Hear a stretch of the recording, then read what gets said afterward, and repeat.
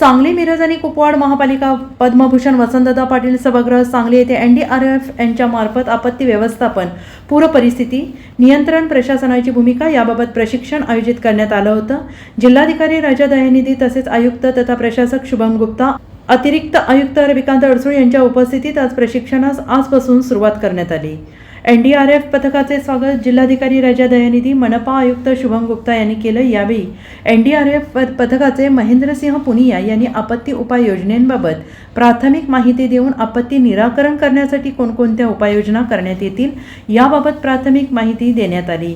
पहिल्या सत्रात आपत्तीच्या व्याप्तीबाबत माहिती देऊन निराकरण करण्यासाठी करावे जे उपाय आहेत याबाबत माहिती दिली। दुसऱ्या सत्रात आपत्ती व्यवस्थापनामध्ये वैद्यकीय मदत अत्यंत महत्त्वाची असते त्याबाबत माहिती देण्यात आली। यामध्ये CPR बाबत प्रात्यक्षिक दाखवण्यात आलं। यावेळी उपस्थित प्रशिक्षणार्थींना या प्रक्रियेत सहभाग घेऊन CPR बाबत अधिक माहिती घेतली।